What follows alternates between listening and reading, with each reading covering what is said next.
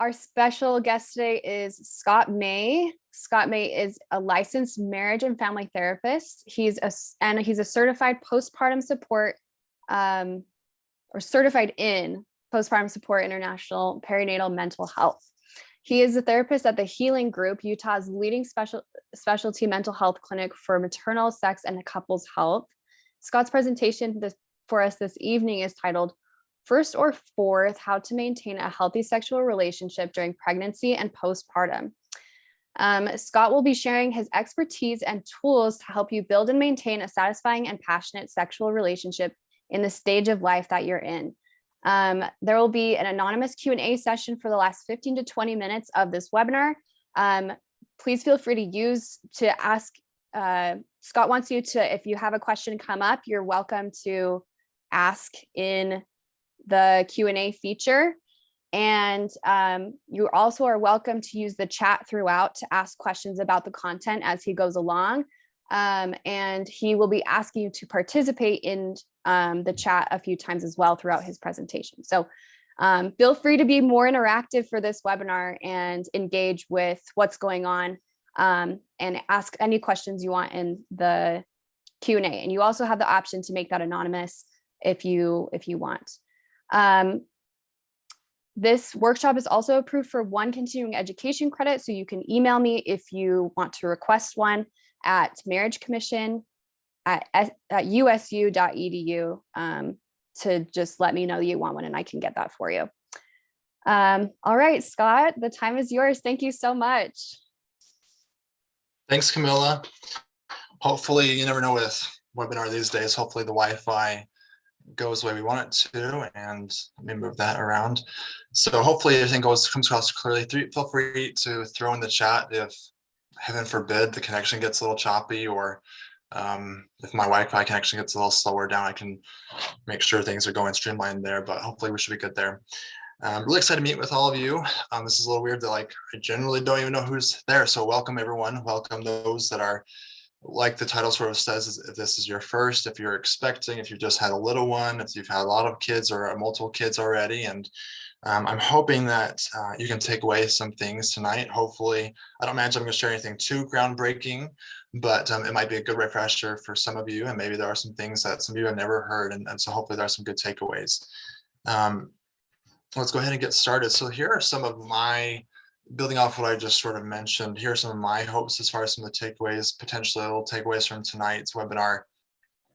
One of those, I hope that some of you can maybe gain a better understanding of the impact and how not just the physiological and the psychological, becoming a parent, being pregnant, having kiddos, definitely affects individuals in many different ways, and everyone's experience is going to be different. But I want to really highlight how those changes can affect one's sexual desire and the ability to maybe connect through your partner, specifically through sex and through those experiences. I also hope that throughout tonight's webinar, each of you can maybe feel a little more empowered and have a little more understanding regarding the need and the necessity for sexual communication, positive and healthy sexual communication during pregnancy and postpartum, so that I think we'll highlight a lot of those reasons, hopefully through the webinar.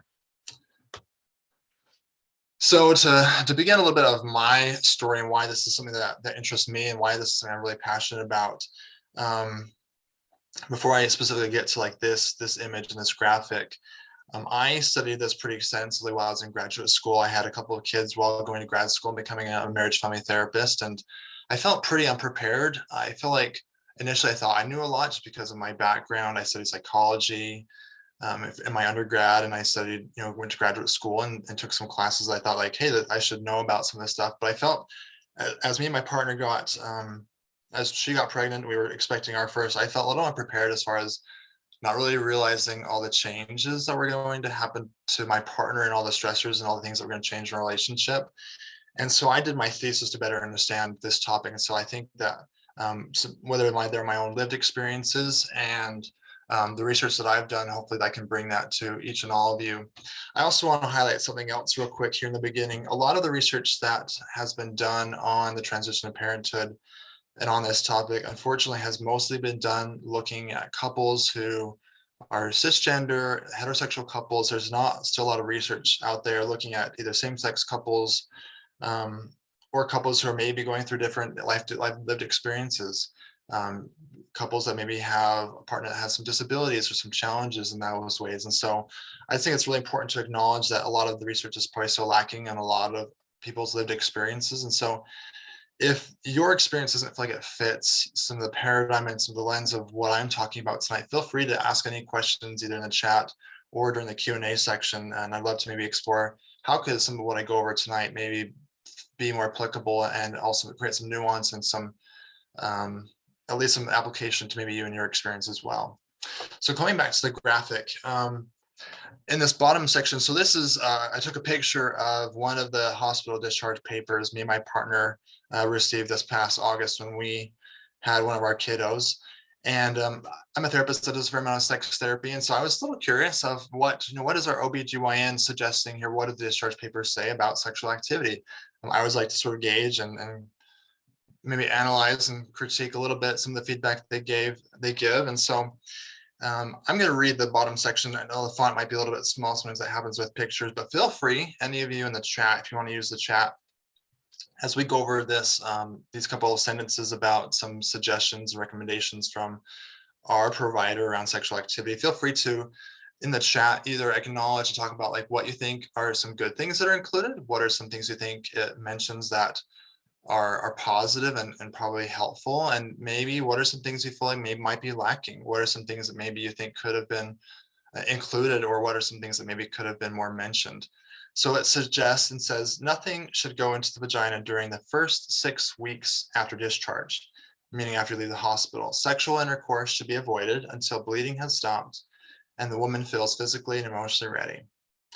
So no pressure, but if any of you feel inclined or want to participate and want to maybe throw some things into the chat, or what are some things that you think, or maybe, hey, like, I think it's good they mentioned that, or what are some positives about what's mentioned here? Is there anything that comes to mind regarding what things you think could be maybe lacking in this section, or what maybe could have been added or more nuanced?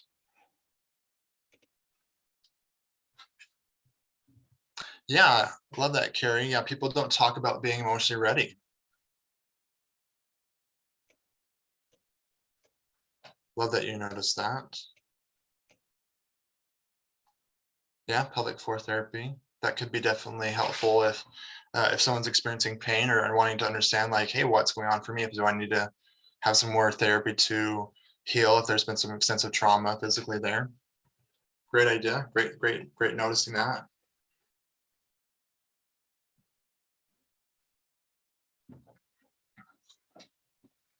Bree says in the chat, how does one know when they are physically and emotionally? Great question. That can be, really, really specific and really depending on the individual.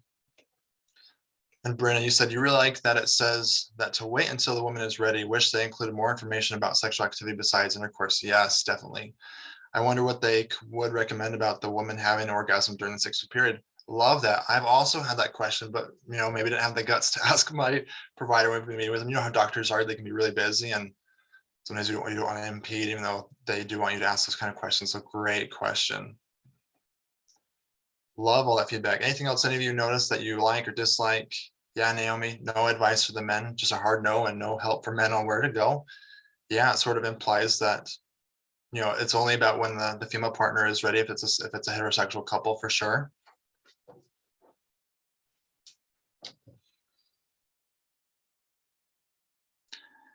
Love that feedback. Love those good noticing, good ideas. Like most of you, I think it doesn't focus a lot on connection, on a lot of pleasure. How can couples potentially connect? It's just, hard no sexual intercourse for the first 6 weeks, but it doesn't really talk about like, but you could do this, you could do that, you could connect in these other ways. You could have intercourse, you could do other ways of connecting instead of just, going 6 weeks without sexual intercourse. And that's really common with what we see when we are working with individuals that had those experiences working or meeting with their doctors and their providers. And again, they're not inherently bad. That the medical field tends to typically focus on sexual functioning and focusing on reducing pain, unwanted pain. And those can be really good, big, important things. We know that unwanted pain can definitely affect and impact sexual functioning and the overall experience. We also know that sexual functioning, if there is reduced lubrication that's being produced, if there are, if there's a lack of blood flow, that can also come up there as well. But as a therapist, I really try and help couples explore, especially couples that are either currently pregnant or have, during the transition of parenthood or had a bunch of kids, and really trying to help broaden the perspective and broaden how they identify what defines a healthy sexual relationship, to also include talking about pleasure, talking about connection, because it's more than just, reducing pain. So research has shown pretty consistently that about 40 to 70% of couples experience a pretty big shift, a pretty big drop in their relationship satisfaction after they become parents. There can be a lot of messages around society about what that time period should look like, and the expectation versus maybe what feels like reality. And, this is, a heterosexual couple, but there might be this expectation that we're going to stay home together. It's going to be great. We're going to connect. We're going to bond. It's going to be the happiest moment of our lives. And then maybe reality for some looks like holding a baby, looking really disheveled, looking tired. Partner might be going to work, or you might be like mom might be also getting ready to go to work, and it can be a really stressful time for a lot of folks. So some more personal story, and building off what I mentioned in the beginning, feeling a little bit underprepared when me and my partner were expecting our first. I remember she mentioned to me offhand, just in casual conversation, and I'll be on pelvic rest. We won't have sex for 6 weeks. And I was like, what? We don't have sex for 6 weeks? Like, for whatever reason, my whole life, I had never heard of pelvic rest. I had never heard that most doctors suggest that that you just don't have sexual intercourse for about 6 weeks. And so being underprepared and maybe having unfair realistics as far as like, once those 6 weeks are coming around, I was maybe a little bit like this guy who's like, okay, 6 weeks is coming up. I've got this meal. I'm ready to like just dive in. And so my hope is that through some of the talks and some of the information I hopefully can share with each of you today, you can maybe have a better expectation if some of you are expecting kids and are in that phase of like, hey, we're going to maybe potentially have our first, or we may be having another baby here pretty soon. I think having realistic expectations can be so helpful. That way, if you're sitting and waiting at the edge of your bed, like hoping that, like, all right, I know this weekend's the 6th week and I'm here, I'm waiting. For some couples, by the time they get the 6 weeks, they may feel more like this. We're exhausted, we're tired. We haven't had time to ourselves. Baby hasn't been sleeping. We haven't slept a wink in, a month or 6 weeks now. And so for a lot of folks, by the time that 6 weeks comes around, sex might be the last thing you may even want. You may be looking for a nap, maybe a shower, maybe have some warm food, maybe some time for yourself. And so I hope that, there are some things to go over tonight that hopefully not only having a better understanding about what kind of expectations can be helpful, but also how do we also navigate, how do we find ways to connect, what are ways we can talk and engage with each other, so if we are wanting to have sex and wanting to connect through that way, what are things we can do to make that a more pleasurable, more connective experience?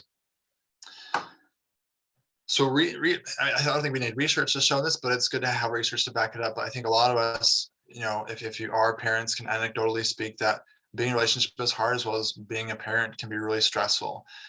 Research shows that there are a lot of new challenges for couples. They typically experience more fights, more arguments, they have less sleep. And when we are stressed and we have less sleep, we also don't have as much time for ourselves because we're trying to make up on lost sleep. Couples typically start to argue about household work, who's dividing what labor. And also here at the bottom, we talk about like, there is also probably usually less sex as well. So when researchers are looking at how important sexual communication is for couples in their sexual relationship, the studies pretty consistently found that for couples who are together long-term, that those that had better communication usually would report higher levels of sexual satisfaction, that they are experiencing better sex, and they also have a better relationship. We also know that some researchers by the names of McNeil and Byers found that communication is essential and a key factor in couples and how well they rate and how positive they rate their sexual experiences with their partners. especially for couples transitioning to parenthood, how they communicate about sex may be a huge contributor to those changes in their sexual satisfaction as they're either transitioning to parenthood, having kiddos, and or being pregnant. So here's another opportunity. I'd love to hear some of your thoughts and your ideas. I'll bump through the bullet points here in a second. For those of you that have either been pregnant or have had kids or just, lived life, we can hear messages and myths too. You don't have to necessarily have any lived experiences there, but what are some potential messages, narratives, stories you've maybe heard from family or friends, from doctors, from the media about either stories about pregnancy, sex, or if you think that they're myths, you can throw them in the chat feature. If any of you feel comfortable sharing just some messaging you got from either family, from your culture, from friends specifically about pregnancy sex, I would love to hear maybe what some of those things might be, if those are things you feel comfortable sharing. And I'll share some that I've heard as well, and we can do that too if.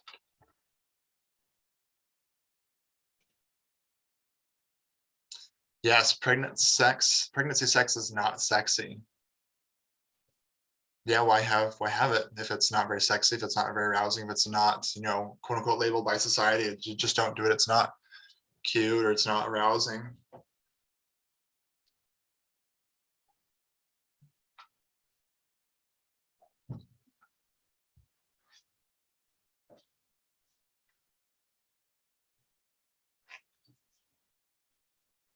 Yeah, Debbie says oral sex can harm the fetus. Kimberly says woman's sex drive drops during pregnancy. And Naomi says the woman has high libido during the second trimester.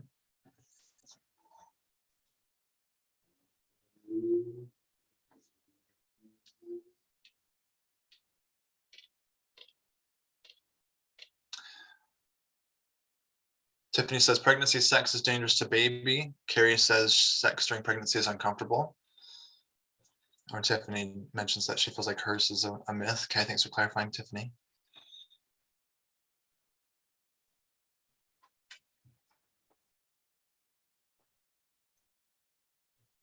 Okay, great ideas. Great. Thanks for sharing, all of you. Thanks for being open and sharing what, some of the messaging you've heard and experienced. Let me go ahead and drop that down real quick. One of the one is like some of you mentioned that I've heard as well is that penetrative sex will harm the baby, or later in pregnancy, will the penis touch the baby? I've heard that one as well. And if you're having sex and that's like the thought in the back of your, in the background of your mind, it's going to affect how you experience sex with your partner. If either partner is worried about sex harming the baby, or if or if just one partner, that's going to affect. It's going to bring in stress. It's going to make it harder to be connecting and focused and present with your partner if that's something that's coming up. And here, as we go through some of these myths and some of these messaging, I hopefully in next couple of slides we can also highlight the need for communication, not just about like if you or your partner are having these thoughts or hearing these things, how can we talk them through? Do we bring those concerns up with our doctors? Because those concerns are valid and can be real concerns. And if we're experiencing those concerns while we're trying to connect through sex, it's going to make it much harder to have a pleasurable experience. That's going to be a bit of the turnoffs we'll talk about here later. And so that's a myth. We know that penetrative sex won't harm the baby. The cervix is very, very good about staying very close until it starts to dilate and you're starting to enter labor. But it's really good about keeping all the things out that needs to be out. And the penis won't touch the baby. It might feel uncomfortable as far as if there are certain positions that may feel less comfortable, and that can be a good area also to explore with your partner if that's coming up. And that's where, again, communication can be really helpful. Sex during pregnancy always induces labor. There's some good anecdotal evidence or anecdotal stories that people have experienced this, but when research really looks at this, it's not conclusive as far as the causation around whether or not an orgasm or sex specifically can induce labor. Some people have experienced it, but it's not across the board. So there is also a myth. Pregnant people can't use their vibrators. This is a myth as well. If that's if a sexual tool is something that helps you and your partner have a good positive experience, just like anytime, just using basic understanding about good hygiene is really applicable, and there's not anything essentially that would limit the use of a vibrator. Anytime you're using a sexual tool, you want to make sure it's clean, disinfected, and that there's good hygiene being used there. Also, we get another one I get in here is that oral sex is out of the question. That's a myth. Oral sex, as long as the parentheses mention that there's no blowing, we don't want to blow air into the vaginal canal. That can be dangerous. But oral sex is for some people can actually be a very positive experience during pregnancy and postpartum, especially that it takes a lot of pressure off the female partner's stomach, and if there's and so there's less pressure on the baby, and that could be a more preferable experience compared to other types of positions that may put more pressure on the stomach area. One I heard as I was reading through an article that talked about some of these myths: the baby will know. Yeah, if you're worried, the baby's going to know. If you're worried, the baby is like hearing mom and dad have sexy time, that could be a little bit of turn off as well. And then last but not least, all sex positions are kosher the entire pregnancy. And this one is really just dependent on you and your partner, what feels comfortable. And this again is where really effective communication. Some couples sometimes when they enter this space, some sort of just assume that everything's the same as what their normal sexual experiences are going to be like, and they just assume that everything should still work the same. And that's where really good open communication can be really important, that maybe some positions don't feel as good now during pregnancy or postpartum because of things have just changed and things may feel a little bit differently. And that's why it's really important to talk through with your partner. What are we feeling like doing tonight? Or what are we feeling like if we are going to have sex or having intercourse? What positions are we wanting to explore? And what is going to feel more comfortable for us as well? So again, just to reiterate, like, why do we always come back to communication? I think a lot of my couples probably get so sick of me talking about how important communication is, but it's essential. It's none of us are psychic. None of us are reading each other's brains, reading each other's body language. We can get pretty good at reading things, but again, we can sometimes be wrong about what we think our partner's thinking, what they're feeling in those experiences.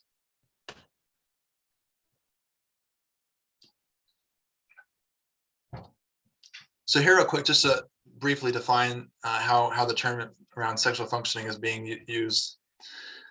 Typically, researchers who study sexual health with individuals and couples look at functioning from a couple of places. Is there good blood flow? Is there good lubrication being produced? As well as there a lack of pain? That's typically how a lot of researchers are looking at how they're defining sexual functioning. So some researchers looked at a bunch of studies, 48 studies, and did a synthesis about these studies. And they found that women declined in their sexual functioning in their last trimester and up to the first 3 to 6 months during postpartum. In the same study, they found that, so this decline that they're talking about, so this decline in women's sexual functioning is linked to experiencing less sexual desire and a decline in ability to orgasm. And so I want to come back to some of the first part in that section, that they found that so there were some challenges, that there's obviously a lot of factors. We'll go over some of those factors here today.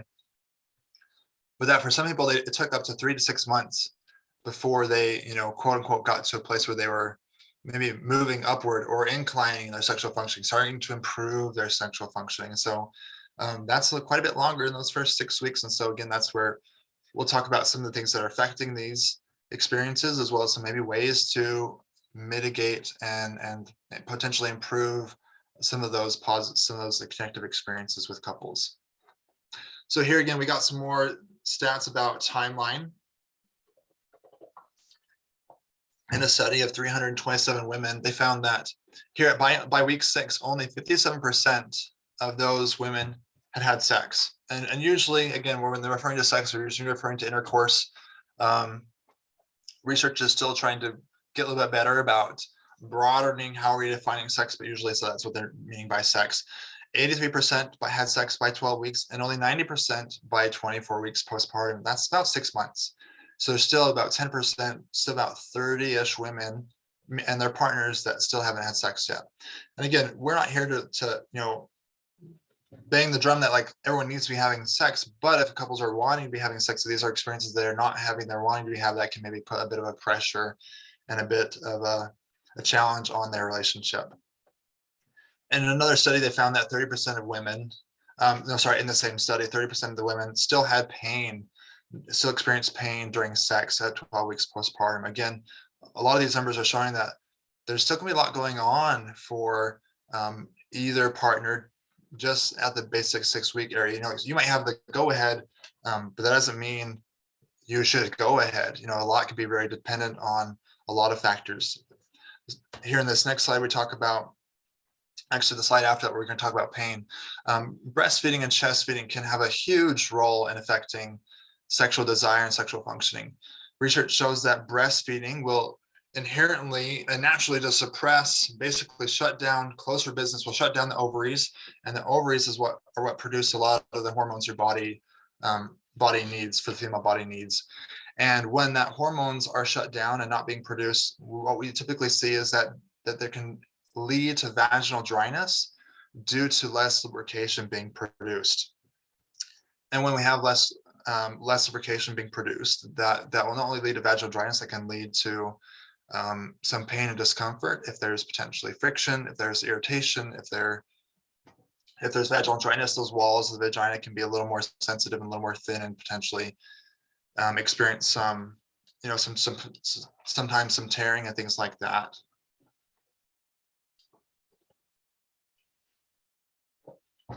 One study found that those who breastfeed may wait longer before resuming sex with their partner compared to those who bottle feed.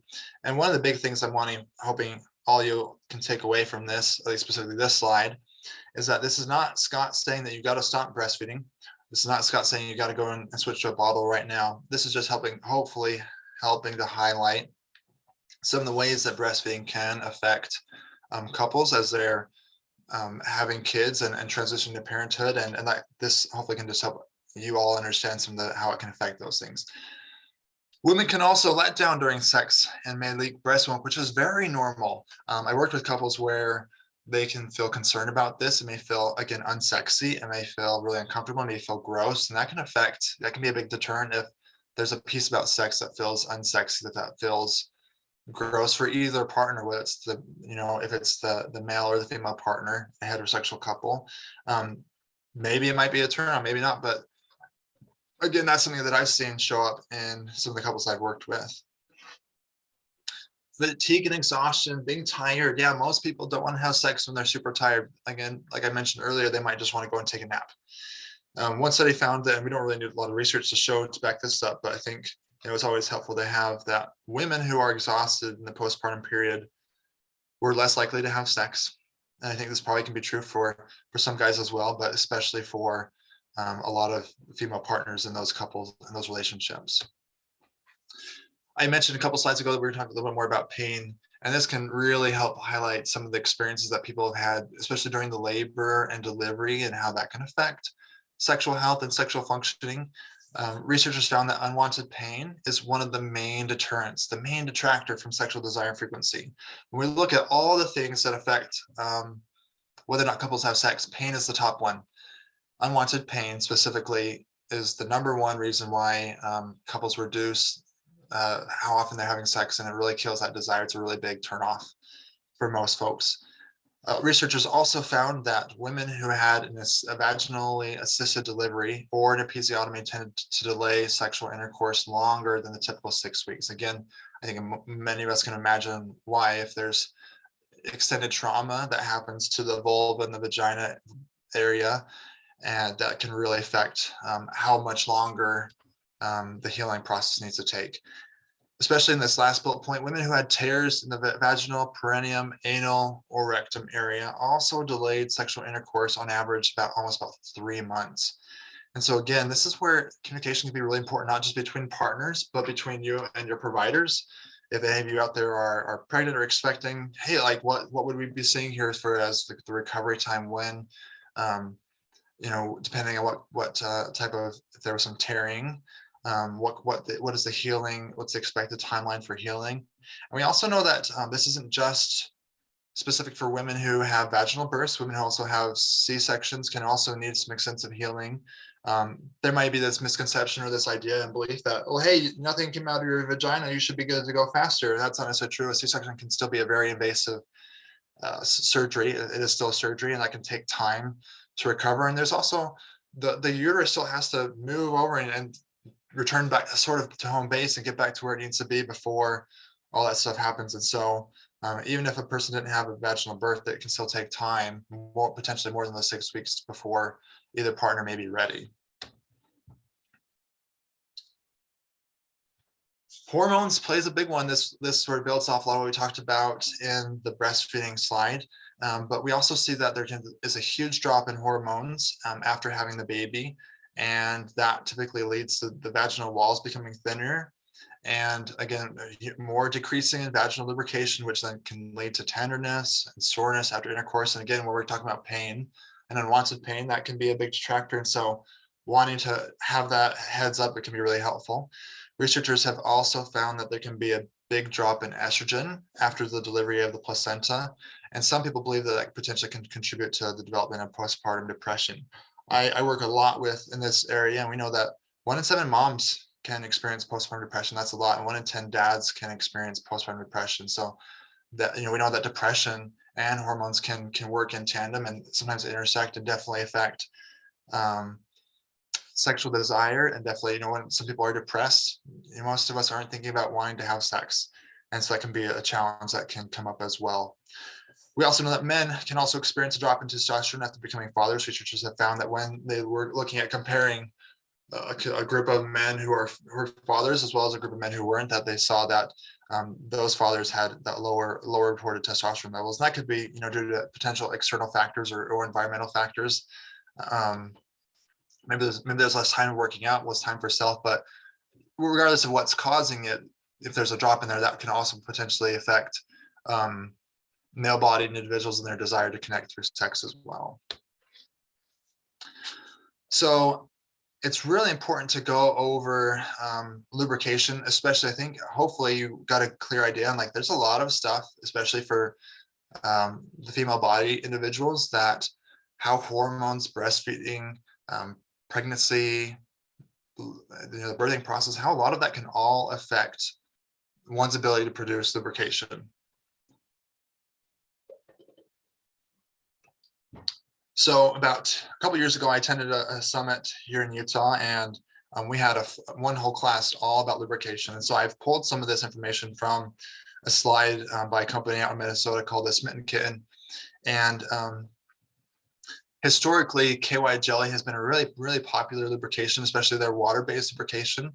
And when researchers and sex therapists and individuals who are really big on increasing positive experiences for couples and individuals, they found that KY jelly historically hasn't actually been that good of a lubrication. They may have improved it over the past couple of years. This image, I just pulled it from the internet here a couple of days ago, and they talk about it's not made with sulfates, hormones, parabens, or artificial colorants or fragrances. So it may have changed by now, but I'm going to walk through why it's so important to look at what kind of lube you're using and whether or not it's going to be good for you and your partner.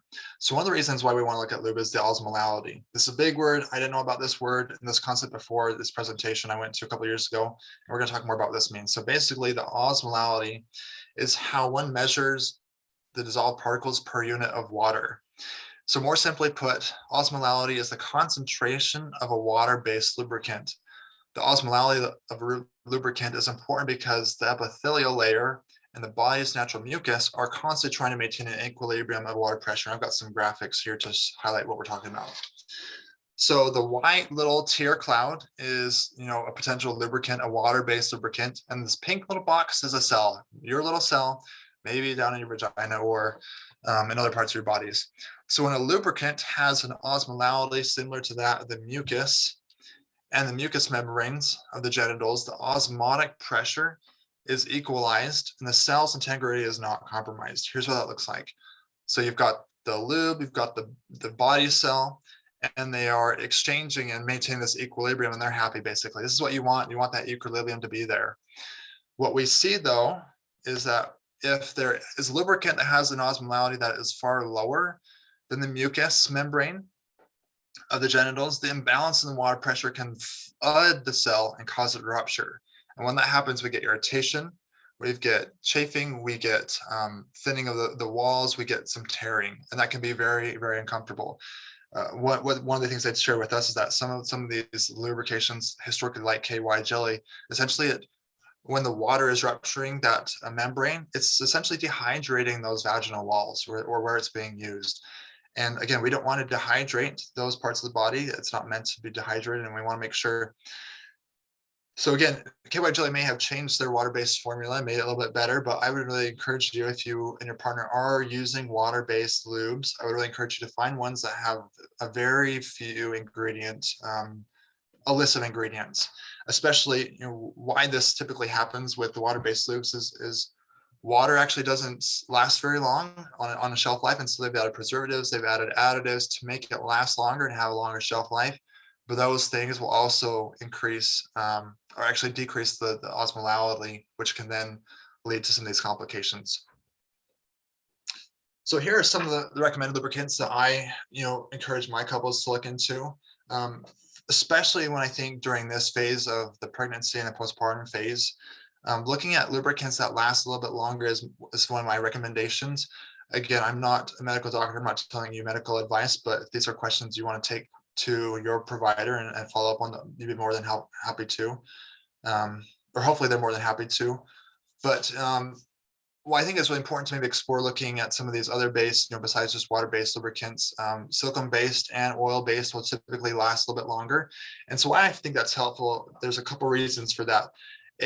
When they last longer, we know that there's less likely a need to reapply at some point, and that can continue, a positive sexual experience for partners, as well as, with it lasting longer, we don't have to worry about at some point, does the lubricant, the water lube, get absorbed into the cell membranes? Does it, get used up, and doing a reapply, knowing it's going to last longer, we are less worried about any irritation, any prolonged exposure, any prolonged friction that maybe could create some soreness and some discomfort after sex.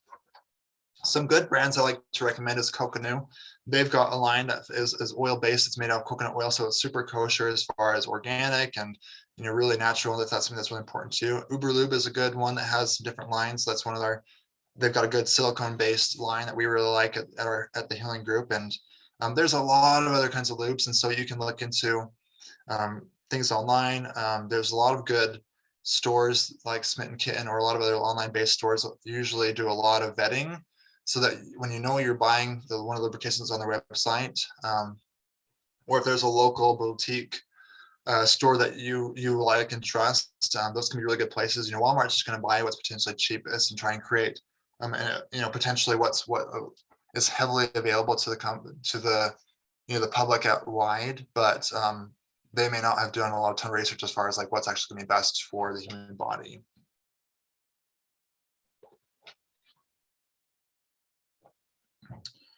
So if you're asking, why is Scott showing us a gas pedal and a brake pedal? I'm here to tell you. Researchers, when we've been looking at sexual health and sexual identity and trying to understand how in the brain does sexual arousal and sexual desire get disseminated and what is happening in the brain.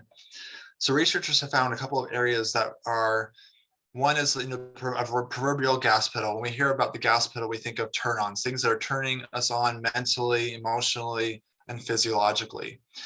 And that, what they like to call that as the sexual excitator stimulator. And here we have the brake pedal, which they like to refer to as the sexual inhibitor stimulator. And so basically the turn-offs. And I think it was probably pretty clear through a lot of this presentation tonight is that there's a lot of turn-offs. There's a lot of things that are tapping that brake pedal during the transition of parenthood. There's a lot of things that are hard, stressful, challenging, and why it can be so important to communicate about a lot of these experiences, a lot of these challenges, is that more communication shows to help couples better understand what they're both experiencing, have more realistic expectations, and also better understand, hey, do we need to go slower? Do we need to use more lubrication? Do we need to change the lubrication? Do we need to change our positioning? Do we need to, is one of us feeling a little bit sore in any part of our body? Are we feeling more sore because we're breastfeeding? Are we feeling more sore because maybe there's still a lot of cramping going on even past 6 weeks?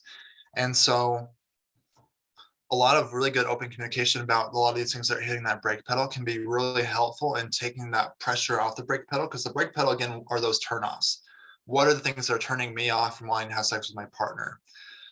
as well as how can we talk more about what are the things that might turn us on or hit the gas pedal, so to speak? What are the things that are going to free us up? Do we need more alone time? Do we need more time away from kids? Do we need to find a way to utilize resources as far as family and friends to help watch kiddos, so a couple can go get away for a night or a couple of hours even to maybe go grocery shopping by themselves, to try and identify what are the things that during this time period can help elevate and activate that gas pedal and take pressure off the brake pedal. Does a couple try and find ways to take a date earlier in the day so they're less tired, and maybe more likely if they're wanting to try and connect through sex or other ways? Understanding and trying to figure out like what are the things that'll hit and activate the gas pedal for each of us so that our brains are more likely to be receptive and wanting to connect in different ways, whether that's through sex or other ways. If you're trying to, just like a car, if you're trying to hit the gas pedal and get going, but your foot, you got 2 feet on the brake pedal and your e-brakes on because of all the challenges we've listed through parenting that are going on. If all of those are there, it doesn't matter how strong of an engine you have. It doesn't matter how you or your partner are or how much you've tried to do the dishes or do the housework. If that brake pedal is pressed down and the e-brakes on, that car might not really go anywhere. And so trying to analyze with you and your partner, what are the things that are hitting our brakes? How can we find ways to reduce those if possible? And what are the things that can maybe help tip and add a little more pressure to the gas pedal so that maybe having sex or connecting in other ways is more likely to happen. We're feeling a little more desirous to do that. Love that somebody mentioned in the first interaction slide about that hospital discharge papers. Someone mentioned pelvic floor physical therapy. That can be a great resource for those couples if you're having pain during sex pretty extensively far past those 6 weeks and or like the 12 and 24 week. A pelvic floor physical therapist can really be helpful in helping partners assess and identify and diagnose if there is still some physiological, not to say damage, but there's some physical things that are happening, biological things that are happening during sex that are creating that and causing that pain. Again, why that's important is because we know that unwanted pain can be a really big deterrent. And so that can be an option to look into if you or your partner are thinking like, yeah, we've been having some painful sex still for a while and we thought it would be better by now, and that can be something to look into. I know there are some good pelvic floor physical therapists in both Utah and Salt Lake Valley, and depending where you are, you can get linked up with those. And there's also a device called an O-Nut, which I found to be pretty helpful. I've had some couples experiment, try it out to gauge if it's a helpful way for them to reduce that unwanted pain during sex. Essentially what this is it's a silicone type, not necessarily a barrier, but like it's a ring that can inherently create more distance if there's a lot of pain that's being experienced due to, if the penis is going too deep into the vagina and potentially hitting and getting really close to the cervix, that can be a bit painful. And so what this is, it's a bunch of rings. You can add as many rings as you need to create a buffer to customize the penetration depth. And couples that have used this have told me it feels really natural, feels really normal. It doesn't feel weird or awkward, and it just extends and creates a bit of a more buffer. And for some couples, it can be a really good resource. I think last I checked, it retails around 60-ish bucks. It might be a little bit more now since post-COVID prices have gone up, but that can also be a potential resource to look into if you and your partner are experiencing some unwanted pain during intercourse, and that might be something to potentially look into. Okay. Here are just some references I've included. If those are helpful, I can put them in the chat, or as well as if those are things you want to hear more about. I'm looking to, I can also include that. And if you want to email me about some of these, I can also include that as well. We'll go ahead and it's 6:44. So let's go ahead. If you have any questions, you can throw those either in the chat or the Q&A. If you want it to be more anonymous, you can throw those in the Q&A now, that section. As well as if you have any questions, you don't really want to be answered here, put in this kind of a form, you feel free to email me. I'd love to answer if you have any questions that you want to send me my way, as well as if you want to look us up at the Healing Group. Our website is thehealingroup.com. I'll go ahead and end my screen sharing. We can go ahead and do the questions portions now. If any of you have any questions you'd love to send my way.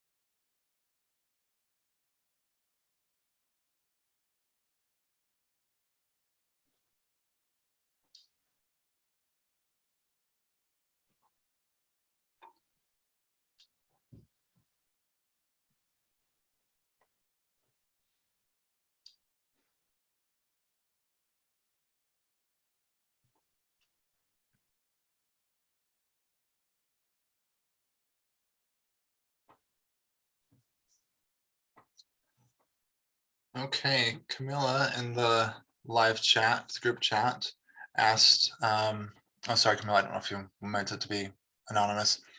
What are other ways you can sexually connect if sex is too painful? Great question. Um, I think a lot of you probably got the idea that, a lot of researchers just assume that intercourse is going to be the main way that couples want to connect.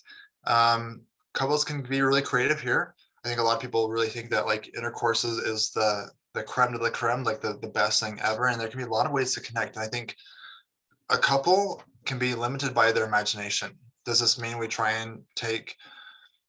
to connect by through cuddling, holding hands, watching a show together? Do we connect by cuddling naked or taking a shower together, taking a bath together? Do we engage in ways that feel comfortable for our value systems and our belief system? Do we try and do we do a lot of the other things such as a lot of foreplay and enjoying mutual touch, enjoying touching each other's bodies and connecting through all those things? Like there doesn't necessarily have to quote unquote be um, intercourse or penetrative sex. There can be a lot of other ways to connect on a sexual level and a physical and a skin to skin level that don't have to resolve or end up in a penetrative sex experience, as well as watching shows together, doing board games, doing things, giving each other a massage. We know that especially during this phase of life, a lot of focus on skin to skin contact with parents and their kiddos and their babies. There can also be a really good way to connect as a couple. Having that skin to skin touch can be really important biologically, so release all those important endorphins like serotonin and dopamine and oxytocin. And so those can be some ways that couples can, again, try and start connecting. Again, in my opinion, you're only limited by your imagination. So we've now got some questions here in the Q&A section. Let me go ahead. So let me go ahead and see if I can do this right. So someone asked how to increase, I'm guessing you can read it on some level, how to increase sexual desire for female. I'm not sure what's turning me off, but I just have felt very passive towards sex. One of the books I included in my resources or my references titled Come As You Are by Emily Nagoski.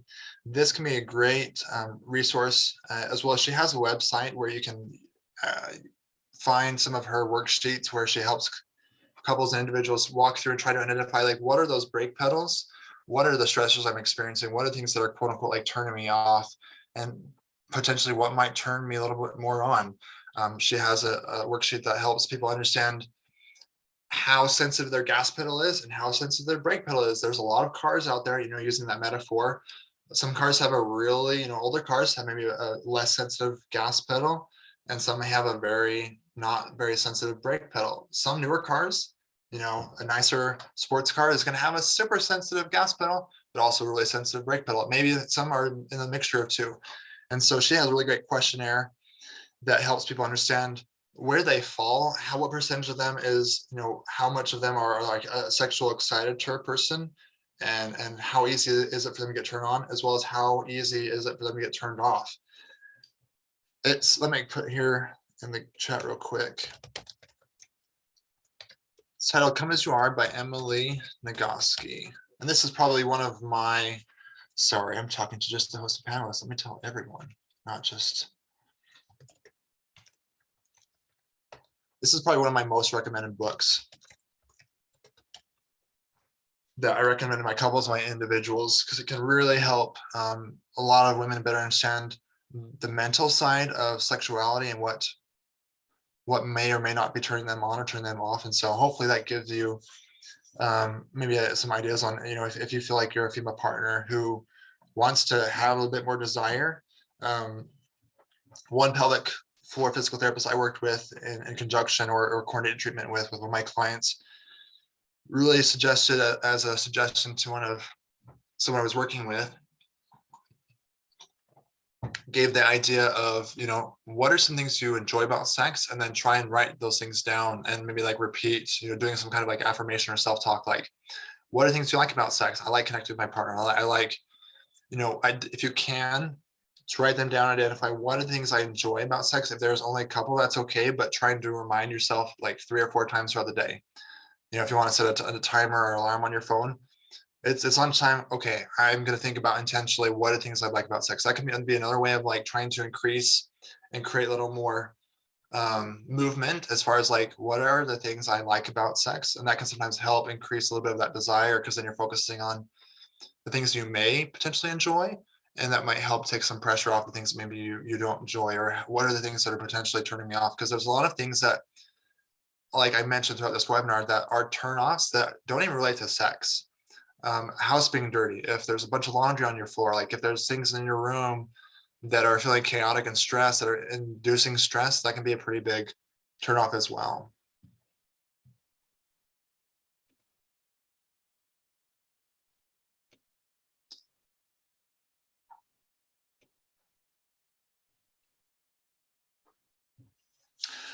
I think here's another really good question. Someone asked, press this button.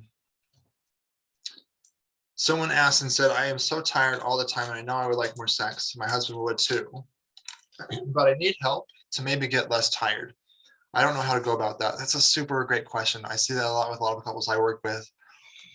And one of the things I mentioned earlier is that, when a lot of couples I work with, usually the time to connect is usually at the end of the day, after all the kids are in bed, or maybe the baby's, if you have a baby, maybe the baby's not in bed, and you're looking forward to a night of multiple feedings. And a lot of couples try to connect at the end of the day when all the kids are in bed. And usually we as people are usually pretty tired by that point. There's not a lot left in the gas tank. And so one potential way of trying to manage and reduce this is can we try and find ways to connect at different points in times during the day when maybe we're less tired? I mean, sure, first thing in the morning may not be much better either if we're all groggy and really tired, and that may be a hard time too. Are there options to not record? Are there options to recruit people who may be helpful in this area? Family, parents, siblings, friends who can maybe take a baby or kiddos for an hour or two to try and maximize that. There is there a time of day when you're maybe potentially less tired? Again, there can be a lot of things that are obviously stressors, or things that can be making you and your partner really tired.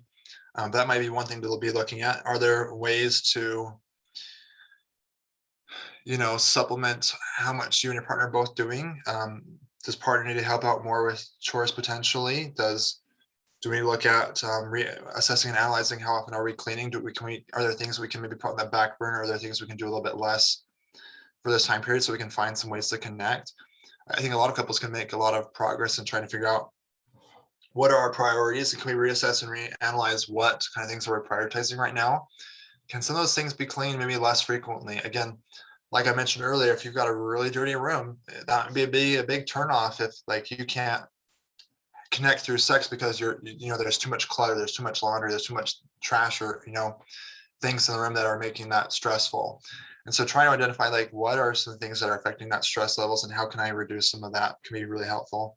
Are there people who would support us, my partner, with having some more time to connect at times during the day or the weekend when we may be less tired? And that is sometimes a way I try and help couples explore how can we potentially find a time when maybe we are less tired, and that might help increase some of that desire to connect that way.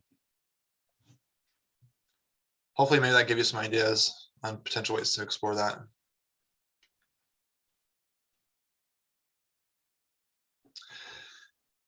Someone asked about what about just orgasming with vibrators oral before the 6 weeks for female bodied individuals?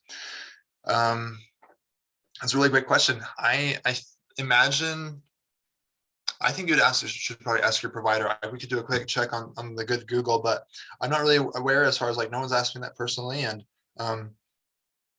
personal experience, me and my partner have just been too tired to really worry about sex before the first 6 weeks. But if you're if you're in that 6 weeks postpartum phase, I think that I initially think that could be pretty kosher, but I think just a lot of folks aren't necessarily really interested in having sex. I mean, that's just because society has created this idea and expectation that you shouldn't do that before 6 weeks. But I probably would lean more towards asking a provider, asking an OB.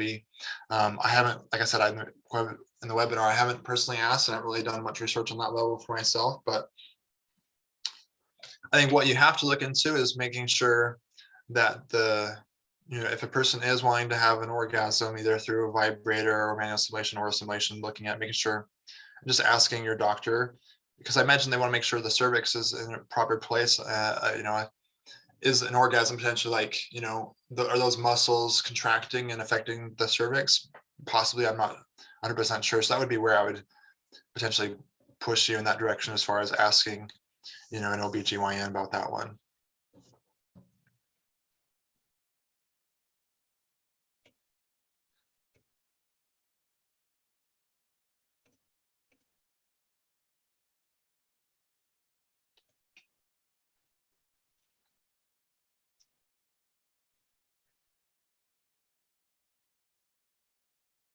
I'm going to try and answer 2 more questions real quick. Here's another good one. What are some conversation starters that couples should be discussing during the pregnancy and postpartum to open those communication skills? I think some conversation starters that couples could be talking about. Some people don't like talking about sex before it happens because that can feel a little bit, again, on that narrative, that can feel unsexy for some. But I think that can be a way of starting to practice, like especially during the pregnancy phase. Hey, what are we feeling up for tonight? How are you feeling? If in a heterosexual couple or a same-sex couple, if the partner who is pregnant is being asked by their other partner, how are you feeling today? How are you feeling? Is anything feeling sensitive? Are you feeling uncomfortable anywhere? Is there anything I should be aware of as far as what you feel? Are your breasts or nipples feeling more uncomfortable? Are you feeling really sore in your back or your hip or your stomach area? Those can be really good ways of starting to like practice those conversation starters as far as like what's coming up for you, and having an understanding about what are maybe some areas to be a little softer, a little more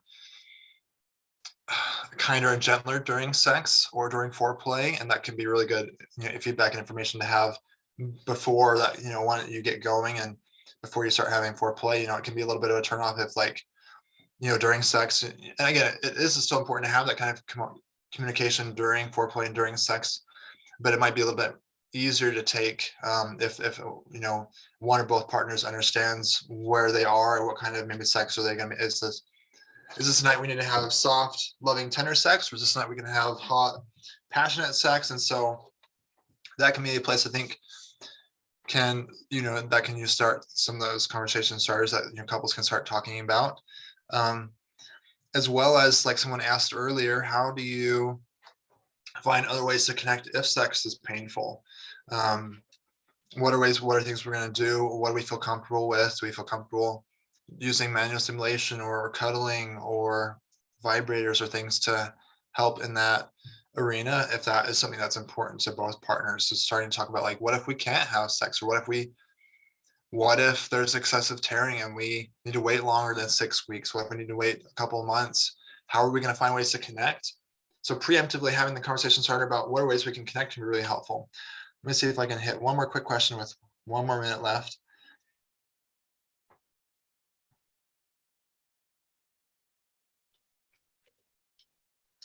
Someone asked, how can you balance the husband's sexual needs and the wife's lack of libido due to postpartum?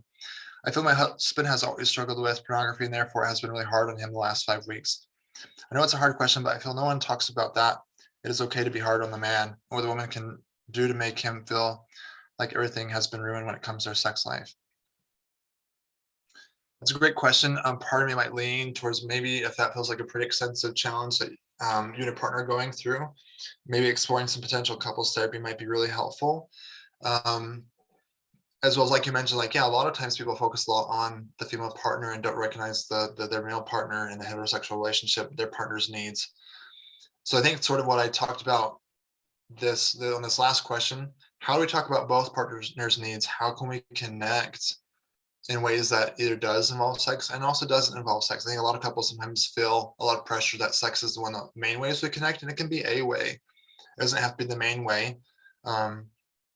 No one died out of a lack of having sex. People can feel depressed and feel disconnected by disconnection. But what are other things we can do to, connect in other ways besides just sex, if that is feeling really hard right now, if that's feeling like it's less of a priority, if it's happening with less frequency. And if there are things, do we feel comfortable about expressing and exploring sexuality in a less a stereotypical way? Do we, again, like I mentioned earlier, depending on your value system, your imagination is the only preventer from preventing you from maybe having positive experiences. Can we take a shower together? Do we have time for a quickie? As long as I'm present, if I'm here with you, can we try and have a quickie as long as we like use lube and try and make sure it's not painful? Those are some ways I try and at least help explore with my couples. Some of the ways to try and manage some of that stuff.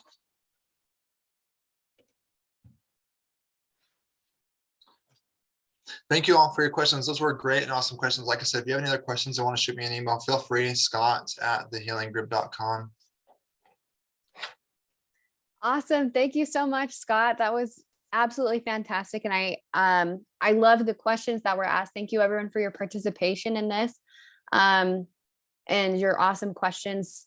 Thank you for being vulnerable, and thank you, Scott, for just facilitating such a great presentation and interaction with everyone, even though a lot of this is anonymous, but you've done a really great job to facilitate this like level of trust and closeness like with us here. So thank you. I just want to mention when you like pop off, you'll see that there's a survey. Please fill that out. We'd love to know your feedback on like what you enjoyed about the webinar and how it helped you, what we can do to improve. So please fill that out. And then also this webinar was recorded, and you'll receive a link to the recording tomorrow through email from me, and you can view it at any point. You don't have to register again to watch it, and you can always go back and look at it. So yeah, and feel free to ask me any questions as well. If you need like a CE certificate or have any questions about the recording, you can email me at marriagecommission@usu.edu. Okay, awesome. Thanks so much. Have a great evening, everybody. Thanks, Camille. Thanks so much for being here. See ya.